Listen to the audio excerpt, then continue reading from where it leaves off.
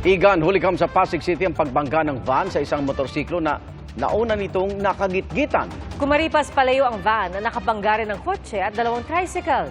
Saksi, si Oscar Oida. Mag-alas 8 ng gabi nitong Lunes, nang muntik magkabanggaan ng van at motorsiklong ito. Tumaas ang tensyon at dinunggol ng van ang motorsiklo. Pinagsusundok naman ng rider ang van. At nung umarangkada pa ang van, hinampas na niya ito ng helmet. Habang papalayo, nakabangga pa ng isang kotse at dalawang tricycle ang van. Napatakbo palayo ang ilang sakay ng mga tricycle. Umatras naman ang van at kahit pinipigilan ng ilang enforcer, tuloy pa rin ito hanggang sa maatrasan ang motorsiklo ng nakaalitang rider. Nagmaniobra ang van at dali-daling sumibat.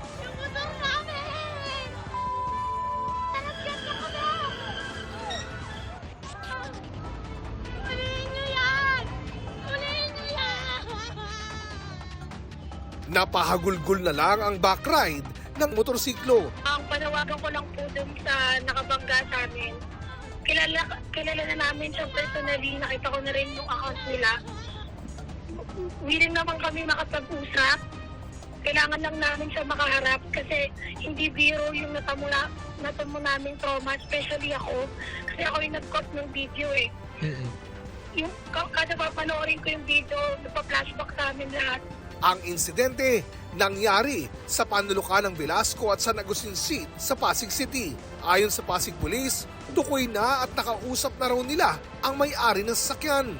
Ongoing na yung follow-up operations natin para ma-invite yung registered owner dito sa ating himpilan at magpaliwanag tungkol dito sa nangyaring insidente. Nangako naman po at nagsabi nga pupunta po sila ngayon dito sa aming himpilan.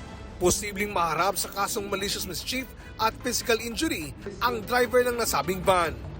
Para sa GMA Integrated News, ako si Oscar Oida, ang inyong saksi.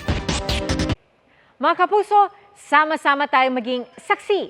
Mag-subscribe sa GMA Integrated News sa YouTube at para sa mga kapuso abroad, samahan niyo kami sa GMA Pinoy TV at sa www.gmanews.tv.